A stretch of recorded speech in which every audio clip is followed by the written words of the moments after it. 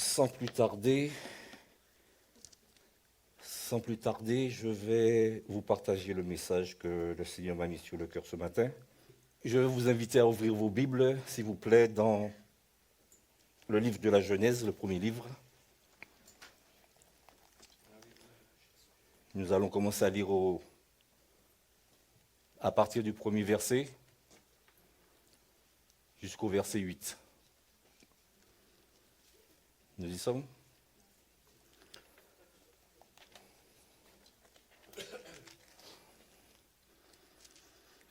Alors le titre de mon message ce matin, il s'est affiché, c'est le pardon, source de bénédiction. Amen. Grand sujet, vaste sujet.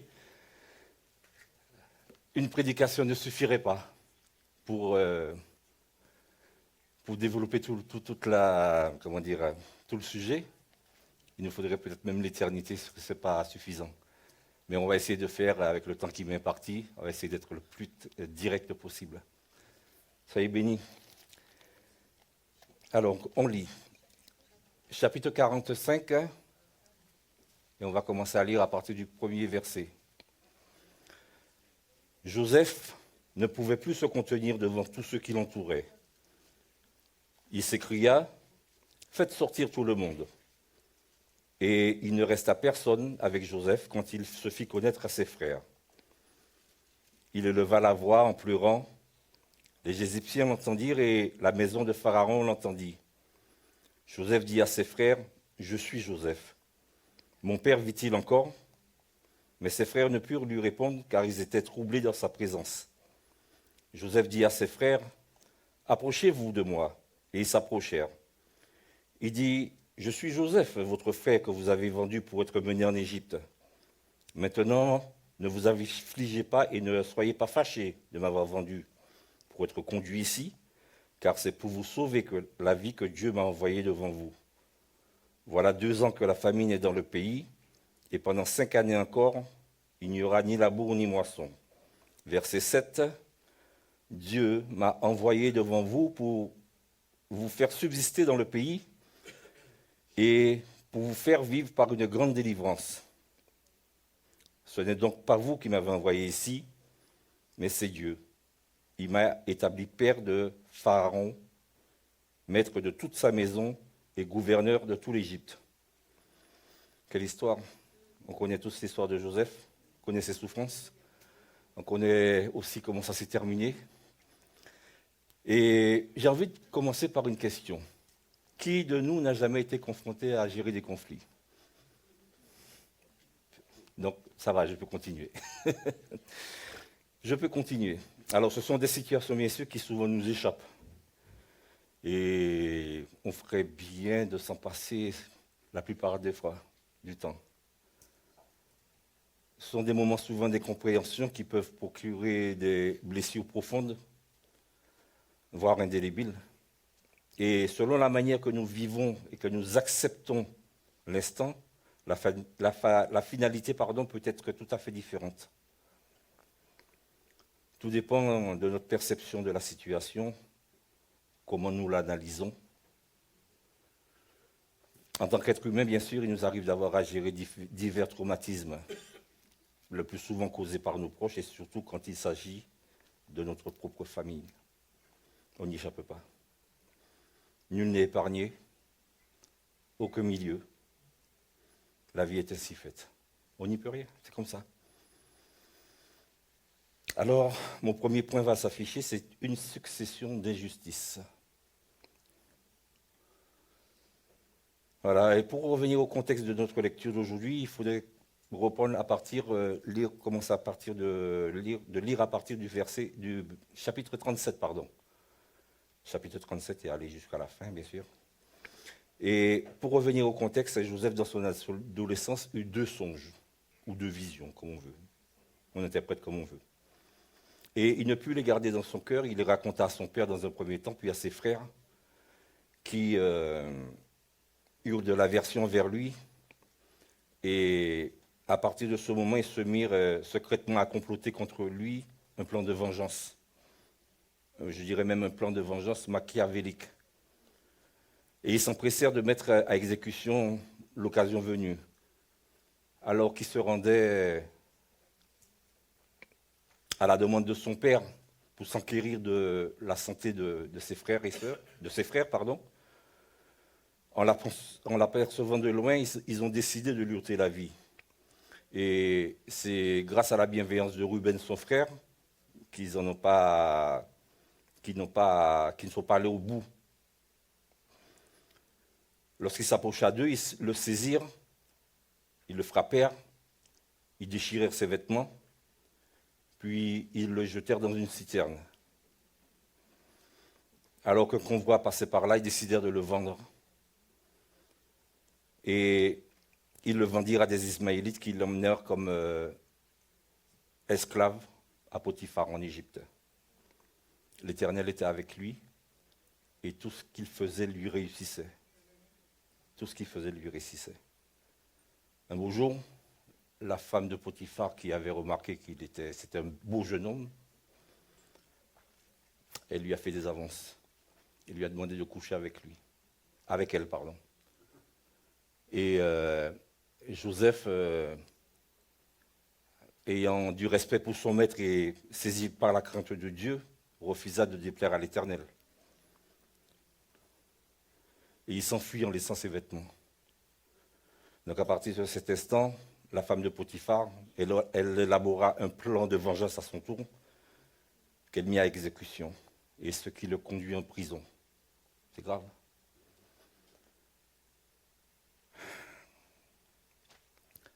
Nous regardons 1 Corinthiens 6, verset 18, qui nous exhorte à fuir l'impudicité. C'est ce qu'il a fait, Joseph. Alors, étant enfermé, il trouva grâce aux yeux du chef de la prison, qui plaça tous les prisonniers sous sa surveillance. Alors, face à de telles situations, nous pouvons être réfractaires, ce qui peut nous conduire à réagir spontanément de manière plus ou moins virile, parce que selon notre ADN, notre tempérament, ça nous réclame naturellement la vengeance. Notre tempérament nous réclame naturellement la vengeance. Mais ce que je veux voir ce matin envers nous, avec vous ce matin, c'est en tant que fils et filles du royaume, nous qui sommes nés de nouveau, nous qui croyons en l'amour de Dieu, manifesté par son Fils à la croix. Notre position nous rappelle que nous devons être des artisans de paix. Dans ces moments délicats, nous devrions plutôt opter pour la paix et privilégier le dialogue, afin de ne pas laisser la colère se rendre maître de nous. Car une colère non maîtrisée, on sait ça où nous amène, ça peut dans certains cas nous amener à dire ou à commettre des choses regrettables et dans certains cas irréparables, même quelquefois fatales. Si on prend l'histoire de Caïn et Abel, ça s'est mal terminé. Alors rassurez-vous, ça ne se termine pas toujours comme ça, heureusement. Dans l'évangile de Matthieu, au chapitre 5 et au verset 9, il est écrit « Heureux ceux qui procurent la paix, car ils seront appelés fils de Dieu ». Si on prend Éphésiens 4 au verset 31, il nous dit que toute amertume, toute animosité, toute colère, toute clameur, toute calomnie et toute espèce de méchanceté disparaissent au milieu de vous. Lorsque cela vous arrive, et particulièrement en étant chrétien, notre but n'est pas de souhaiter le mal comme nous venons de le lire, ni de nous laisser submerger par un sentiment de vengeance qui pourrait nous conduire à un point de non-retour. Nous devons redoubler de vigilance et faire preuve de sagesse, en demandant à Dieu son secours, car sans l'intervention divine, l'échec est assuré. L'amour bannit la haine, et cet amour, nous le trouvons seulement en Jésus-Christ, notre modèle parfait, qui donne sans compter. Jacques 1 au verset 5 nous dit ceci: si quelqu'un d'entre vous manque de sagesse, qu'il la demande simplement à Dieu, qui donne simplement et sans reproche. Alors, face à des situations d'une telle ampleur, comment réagissons-nous? Ma question. Quand nous sommes mis à mal, quand notre intégrité est touchée de plein fouet par des mensonges, par des calomnies, par de la médisance. Et souvent, en général, ça vient des personnes qui nous connaissent le mieux, dans notre propre entourage. Avec qui nous partageons des secrets intimes et qui, peut-être un jour, pour des raisons inconnues, étalent votre vie au grand public. Alors, seconde question, que faisons-nous? Quelle attitude adoptons-nous face à l'injustice? Ne répondez pas, bien sûr. Répondez dans vos cœurs. Sommes-nous des partisans de la paix ou sommes-nous de nature à utiliser la colère de l'autre? Alors, il y a beaucoup de questions ce matin. Arrivons-nous à maîtriser notre langue dans ces moments? Je crois que l'étape la plus difficile, mes frères et sœurs, c'est, face à l'offense, c'est de rester aligné à la volonté de Dieu. Notre référence, c'est Christ, parce qu'il a choisi d'aimer ses ennemis plutôt que de les maudire. Et ce même au cœur de la plus grande injustice, la croix. La croix. Son amour n'a pas faibli, encore moins diminué. Il est allé jusqu'à demander à Dieu de pardonner à ses bourreaux. Vous savez, Jésus, sur la croix, il aurait pu faire disparaître la croix, il aurait même pu rester en l'air, dans les airs, et dire à ses bourreaux, alors maintenant on fait quoi? Mais non, il n'a pas fait ça. Il n'a pas fait ça. Luc 23, au verset 34, je ne sais pas si Jésus dit, « Père, pardonne-leur car ils ne savent pas ce qu'ils font. » Cet épisode se passe lors de la crucifixion, lorsque les soldats étaient en train de se partager ses vêtements. Alors, l'attitude de Joseph était-elle en adéquation avec la parole de Dieu? Oui, parfaitement. Parfaitement. Et nous devrions nous en inspirer, car en tant que croyants, Dieu nous appelle à aimer même quand nous subissons l'injustice. Nous ne cautionnons pas le tort, la douleur est bien présente, mais nous refusons de laisser la haine envahir nos cœurs, et en agissant ainsi, nous témoignons de la nature du Christ qui agit en nous. Joseph, il avait parfaitement compris le mécanisme du pardon, il l'a appliqué. C'est un principe biblique. Alors, mon second point, il va s'afficher, choisir de pardonner. Qu'est-ce que pardonner? Pardonner, ce n'est en aucun cas une partie de plaisir, je vous l'assure. Ce n'est pas la chose la plus facile, ni la plus aisée, parce que ça a un coût. Pardonner a un coût. Ça demande une détermination particulière, ça demande une volonté de faire. Pourquoi? Face à l'offense, et particulièrement lorsqu'il s'agit d'une personne de confiance ou d'un proche, nous développons une certaine forme de blocage, une certaine forme de blocage. Nous nous mettons en quelque sorte en mode sécurité, dit vulgairement. À ce moment précis, tout chavire, tout devient quasiment inaudible. Et nous nous mettons à repasser sans cesse dans nos têtes tout le vécu avec la personne en question. Souvent, ce qui nous vient en premier à l'esprit et de manière dominante, ce sont les vieux contentieux qui reviennent, qui refont surface, ils ressurgissent. Et nous poussent davantage à demeurer dans notre position. Tu t'en souviens, hein? Le 6 juin 1974 que tu m'avais fait, pour le plus jeune, le 9 octobre 2026, on n'y est pas encore. Préparez-vous, ça vient. Je vous l'ai dit au début, on n'est personne exempt. Alors les bons moments sont alors effacés comme par enchantement dans des émotions et dans nos mémoires. Et c'est à ce moment précis que l'on doit redoubler de vigilance, frères et sœurs. À ce moment précis. Redoubler de vigilance, ça fait de ne pas blesser notre interlocuteur. Car quelques secondes, et je dirais même une seule seconde suffit pour détruire une relation, voire une vie, juste pour quelques mots. Je ne vous apprends pas que la langue a le pouvoir de la vie et de la mort. Elle est difficile à maîtriser, ce petit bout de chair, n'est-ce pas? Combien de fois entendons-nous dire qu'après une dispute où quelqu'un ne mérite pas le pardon et qu'il est hors de question de lui accorder le nôtre, pardon, parce qu'elle n'en est pas digne. Alors ils te disent « Jamais je lui pardonnerai, jamais je lui pardonnerai ». On entend aussi « Je ne suis pas Dieu pour pardonner ». D'accord. On n'est pas Dieu, nous ne sommes pas Dieu. Mais nous, question, méritons-nous le pardon de Dieu? À méditer.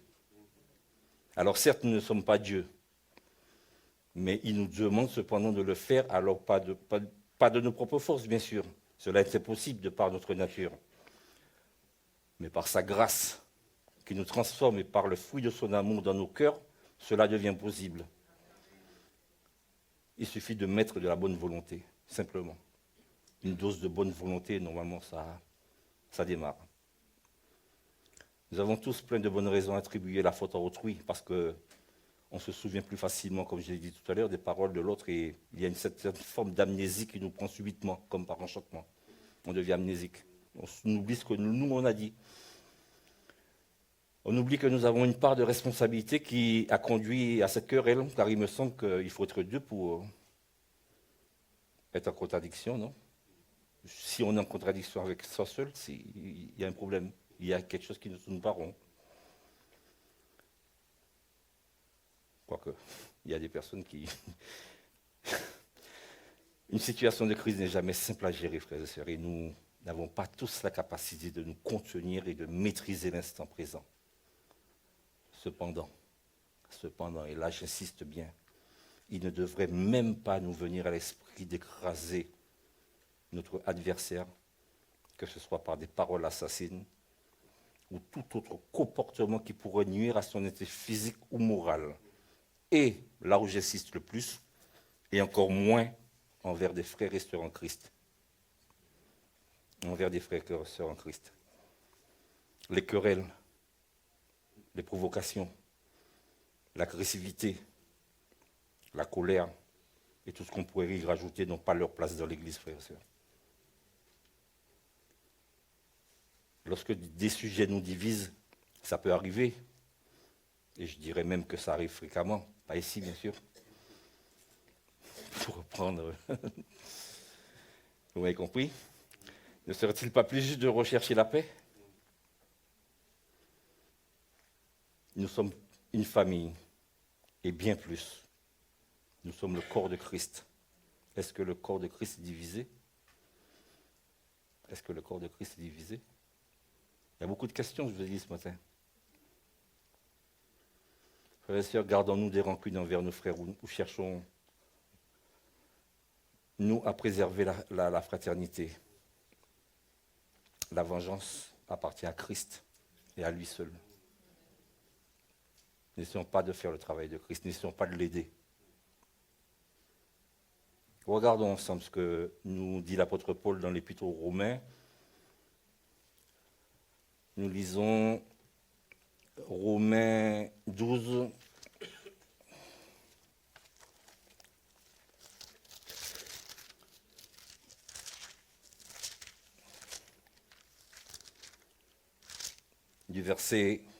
À partir du verset 18. S'il est possible, autant que cela dépende de vous, soyez en paix avec tous les hommes. Verset 19.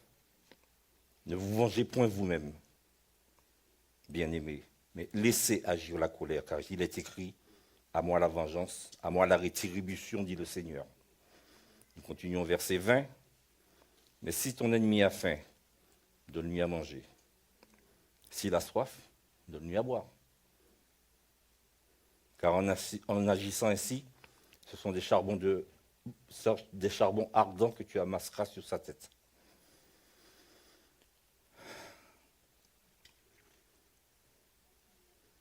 Alors, je voudrais revenir sur le verset 20, apporter une petite précision parce que c'est un verset qui est souvent mal interprété. Que veut dire amasser des charbons de bois sur la tête de son adversaire? Ça n'a rien de cruel en soi, en fait. Rien de cruel en soi. Le frère ou la sœur ne va pas être transformé en chèvre ou en mouton avec des oreilles de pingouin. Je ne sais même pas si les pingouins ont des oreilles. Mais la foudre ne l'enverra pas non plus sur orbite. Non, loin de là. Bon, on voudrait peut-être que la personne soit transmutée sur Mars ou Jupiter, je ne sais où. Mais non, ça n'arrivera pas non plus.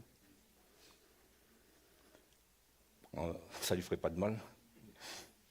Débarrassé. Soyons sérieux. Soyons sérieux. Ce verset explique qu'il s'agit d'avoir ici une attitude de douceur et de gentillesse. Une gentillesse exceptionnelle face à son adversaire. Ce qui l'amènera forcément à réfléchir et à avoir honte de son inimitié. C'est-à-dire de sa haine, son hostilité, sa malveillance, sa colère souvent disproportionnée. Lorsque la colère prend le dessus et que nous sommes omnibulés par la vengeance, frères et sœurs, c'est à ce moment précis que nous avons un besoin urgent de la sagesse divine, parce qu'elle dépasse la sagesse humaine. Est-ce que vous êtes toujours avec moi? Ça va. Vous suivez, ça va. Pour revenir à Joseph, parce que c'est le but de notre étude aujourd'hui, vous savez, il avait toutes les raisons, après la multitude de souffrances subies à cause de la méchanceté de ses frères, de leur en vouloir. Alors regardons ensemble Genèse, verset 37, chapitre 37, pardon.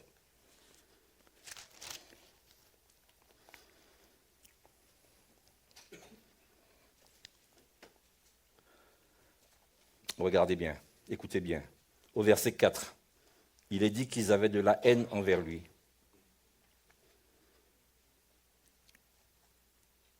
Au verset 8, il le haïssait davantage. Verset 11, ses frères eurent de l'envie contre lui. On ne lit pas tout le verset, je prends juste ce qui nous intéresse. Verset 18, ils complotèrent de le faire mourir. Verset 20, ils se dirent, venons, tuons-le, et jetons-le dans une citerne. C'est clair? Leur détermination était claire. Ils avaient projeté de le tuer, de lui faire la peau, quoi, tout simplement. Et c'est seulement grâce à la bienveillance de son frère Ruben que sa vie a été épargnée. Alors, maintenant, on va analyser la situation. Il a été jeté vivant dans une citerne. Il a été vendu aux Ismaélites. Il a été ensuite accusé à tort et emprisonné. Ça fait beaucoup pour un innocent quand même, non? Ça ne vous rappelle pas quelqu'un? Amen. Gloire à Dieu. Alors, c'est vrai que pendant toutes ces années, il aurait été légitime de repasser sans cesse des moments douloureux dans sa tête et cultiver de la haine dans son cœur. Et pourtant, Joseph a choisi de pardonner. Pourtant, les souffrances étaient bien réelles, les blessures étaient bien présentes et j'imagine à quel point ça devait être douloureux. Combien il devait avoir le cœur déchiré par la douleur, mais vous voyez, l'amour est plus fort que la haine et elle finit toujours par triompher. Dans 1 Corinthiens 13, il est écrit que l'amour pardonne tout. Alors, c'est un passage souvent cité lors des célébrations nuptiales. Mais je vous invite, frères et sœurs, à le relire en famille. sans compter. Il n'y a pas de limite. Lisez, relisez. Ça peut nous faire du bien. Et je parle pour moi aussi, bien sûr. Tout ce que je dis, ça me concerne à moi d'abord. Alors certes, il a usé d'un petit stratagème quand même, parce qu'on ne va pas laisser les choses se faire comme ça, c'est pas si simple que ça. Au chapitre 42, pour leur montrer quand même que nos choix ont des conséquences et qu'il avait le pouvoir, de par sa relation et de son statut, de décider de leur sort. Vous savez, il a fait mettre l'argent dans les sacs après, on va pas reprendre tout le chapitre. Mais Joseph, il a agi avec sagesse, en ne se laissant pas submerger par la douleur et ainsi reproduire le mal qu'il avait subi. Dans ces instants de trouble, deux possibilités s'offrent à nous, deux choix. Pardonner ou nous laisser ronger par la colère. Et ainsi développer la rancune, de l'aigreur, l'animosité, la haine. Et ce choix nous appartient.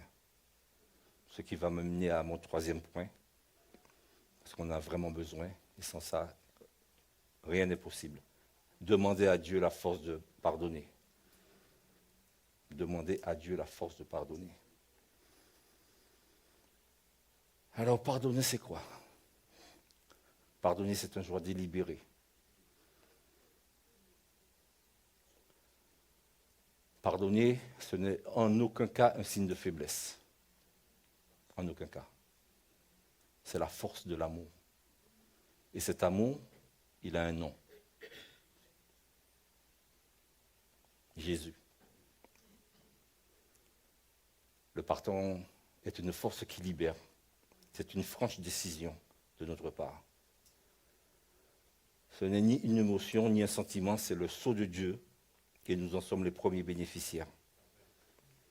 À travers la mort et la résurrection de Christ, Dieu a prouvé son amour pour des pécheurs qui ne le méritaient pas, moi. Pardonner, c'est un commandement de Dieu. Lorsque Jésus a enseigné aux disciples à prier dans le sermon sur la montagne, nous le lirons entre Matthieu 5 et 7, Matthieu 6 au verset 12, je ne sais pas si tu l'as mis, Timothée,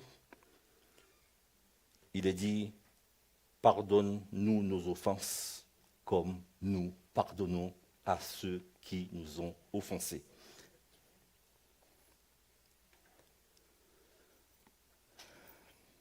Donc si nous comprenons bien, ce n'est pas une proposition, c'est bien une obligation. Le compromis est donc impossible. Next, on passe. D'ailleurs, au cas où nous aurions mal compris, regardez ce qu'il est dit au verset 14. Si vous pardonnez aux hommes leurs offenses, votre Père céleste vous pardonnera aussi. Mais si vous ne pardonnez pas aux hommes, votre Père ne vous pardonnera pas non plus vos offenses. Le pardon, il n'excuse pas la faute, c'est clair. Il ne minimise pas non plus la blessure. Il fait le choix de ne plus tenir rigueur à l'autre et ainsi le libérer. Alors, il y a un parallèle entre l'histoire de Joseph et l'histoire de Christ, de par leur souffrance injuste et leur choix de pardonner.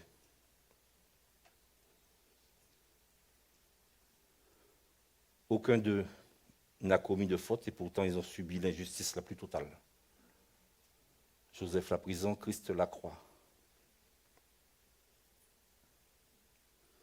Joseph, à cause de la jalousie de ses frères, a été trahi, vendu, accusé et emprisonné sans avoir commis de faute.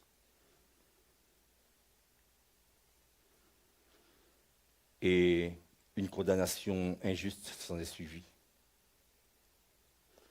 Christ, lui notre modèle, a été vendu par Judas, livré aux Romains, bien qu'innocent, et a subi également une condamnation injuste, la croix.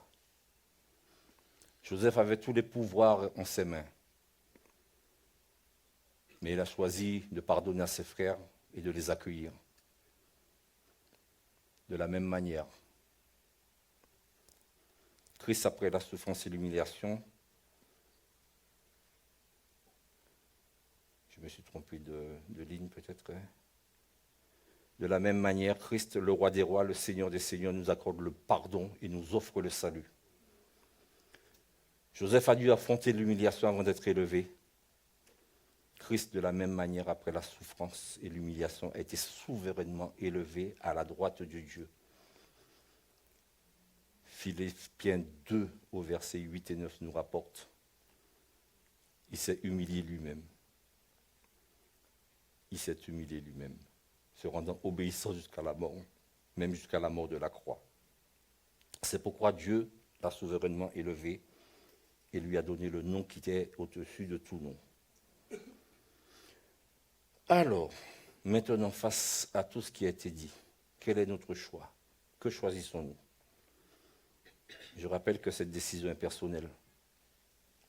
La souffrance, les blessures, le rejet, l'incompréhension, la condamnation et tout ce que l'on pourrait y ajouter sont réels. Maintenant, nous sommes face à notre responsabilité. Et c'est un vrai dilemme. Parce que nous avons, d'une part, la possibilité de refuser. Et si c'est le cas, si nous optons pour le refus, rappelons-nous que pardonner est un commandement. Il n'y a pas de compromis. Alors, prenons-nous la responsabilité, le risque d'offenser notre Père Céleste? Frères et sœurs, j'ai le devoir et la responsabilité de vous dire que le pardon est essentiel. Le pardon est essentiel, surtout dans la vie du chrétien. Et elle est intimement liée à l'enseignement de Jésus. Ce n'est pas un détail secondaire, parce que Jésus lui-même insiste sur son importance. Souvenez-vous, dans la lecture de Matthieu que nous avons lu précédemment, ce qu'il dit. Pardonner, c'est un acte d'amour, frères et sœurs. Et je répète, pardonner, avant tout, c'est un acte d'amour, avant toute chose. Un acte d'amour. L'amour de Christ manifesté à la croix. Il s'agit de se libérer déjà soi-même des personnes que nous avons emprisonnées dans nos cœurs, bien sûr, et d'ouvrir à nouveau nos cœurs envers ceux qui nous ont blessés. Le pardon est le centre du message biblique, parce que Jésus nous enseigne à le faire, sans compter. Et nous allons ouvrir nos Bibles, s'il vous plaît, dans l'évangile de Matthieu. Je vous invite à ouvrir nos Bibles. Chapitre 18.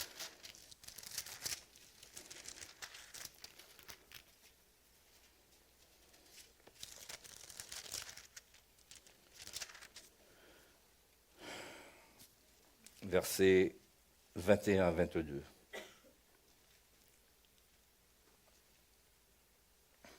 On y est? Alors, Pierre s'approcha de lui et dit, « Seigneur, combien de fois pardonnerai-je à mon frère lorsqu'il péchera contre moi? Sera-ce jusqu'à 7 fois? » Jésus lui dit, « Je ne te dis pas jusqu'à 7 fois, mais jusqu'à 70 fois 7 fois. » Donc si vous avez pardonné 2 fois aujourd'hui, il vous reste 488 fois, si mes calculs sont bons, à pardonner. Dieu lui-même nous a montré l'exemple du pardon à travers Jésus-Christ et il a dépassé ses propres blessures pour notre bien. Le pardon est la lumière de l'Évangile. Elle exige un véritable amour et cela nous est donné que par la grâce de Dieu. Donc, si nous voulons plaire à Dieu, nous qui disons qu'il est notre Seigneur, nous savons ce qu'il nous reste à faire, pardon. Nous savons ce qu'il nous reste à faire. Nous aimer les uns les autres comme Christ nous a aimés et nous pardonner réciproquement comme Christ nous a pardonnés. Parce que l'obéissance vaut mieux que les sacrifices. N'ouvrez pas vos Bibles, mais ça vous le trouvez dans 1 Samuel 15, verset 22, pour ceux qui prennent des notes. Alors, la souffrance. La souffrance, elle fait partie intégrante de la vie du chrétien.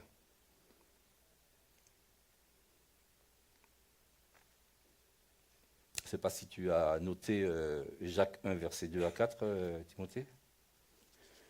Alors, allons dans l'évangile de Jacques.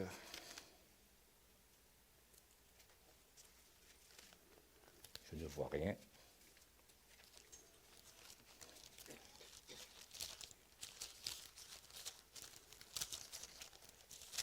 Ça va. Je ne vois rien du tout. Alors, nous y sommes, Jacques. Chapitre 1, verset 2 à 4.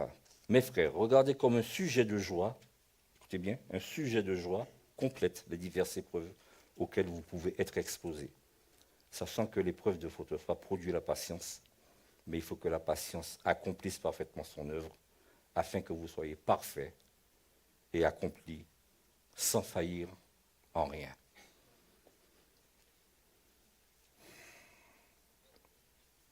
Alors, on peut regarder ce qu'ils ont obtenu après avoir souffert injustement.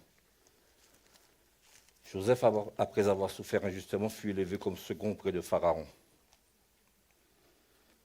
Jésus a été couronné d'épines par les hommes et Dieu l'a couronné de gloire. Il n'a pas cherché à se faire un nom et il a reçu le nom au-dessus de tout nom. Il s'est abaissé lui-même et Dieu l'a souverainement élevé. On se souvient dans la scène qu'à un moment donné, le dernier repas avant la crucifixion de Jésus, il est dit qu'il a posé les genoux par terre, il a pris une bassine et il s'est mis à laver les pieds des disciples. Et c'est devant lui que tout genou fléchira. Il a posé les genoux par terre, mais tout genou fléchira devant lui. Et toute langue confessera qu'il est Seigneur. C'est pas beau ça?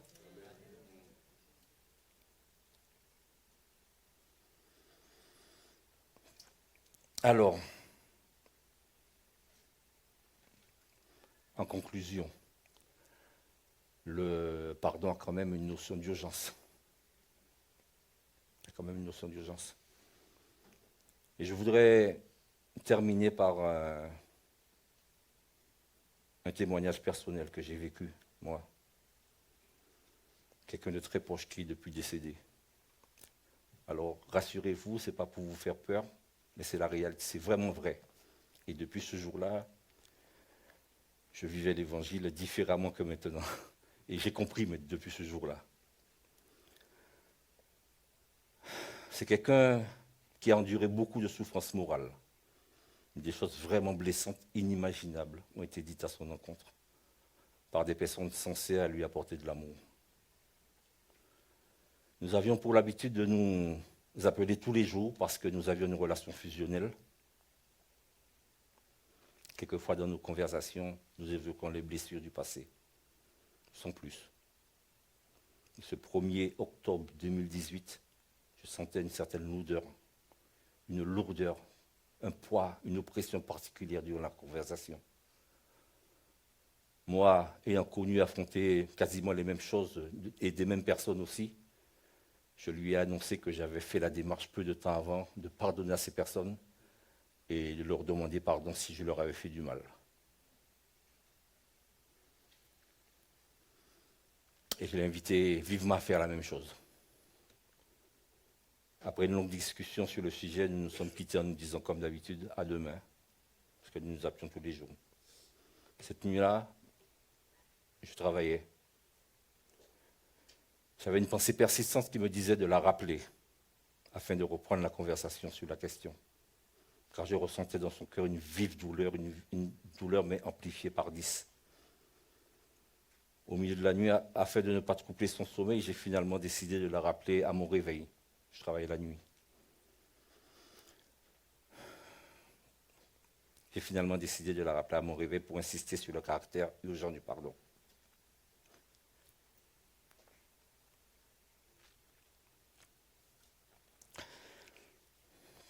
excusez-moi, je me suis mis à prier toute la nuit pour demander à Dieu de lui accorder la force de pardonner, afin qu'elle soit affranchie de ce fardeau qui la pesait tant. Le lendemain, j'ai reçu un appel de sa fille, apprenant son décès, au début de la matinée. Je ne saurais pas vous dire si elle a fait la démarche de pardonner ou pas, de demander pardon. Généralement, nous nous écoutions les conseils les uns des autres, l'un l'autre. J'étais rassuré quand même parce que sa fille l'a retrouvée sans vie dans son lit avec sa Bible ouverte à côté d'elle. Dieu seul sait. Je ne sais pas si elle a eu le temps de demander pardon, de faire la démarche. Dieu seul sait.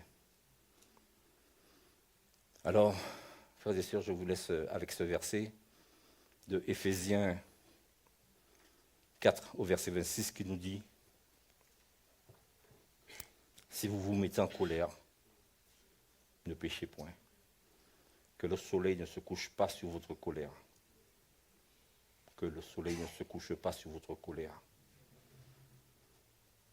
Les histoires 2 semaines, 3 semaines, on se sert des enfants pour dire « demande à ton père, demande à ta mère ». Évitons ça.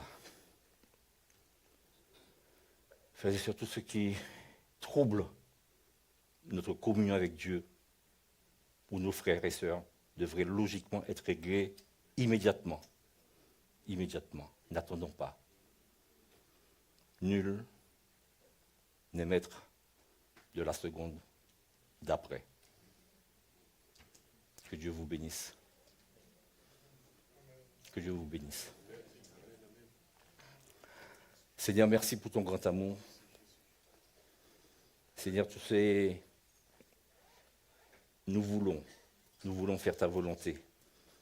Mais tu connais nos cœurs endurcis, tu sais combien, Seigneur, nous avons du mal à faire tout ce que tu nous demandes, Seigneur. Et nous savons que sans ta grâce, Seigneur, ce n'est pas possible. Alors nous t'implorons, Seigneur, de nous apporter ton secours, Jésus.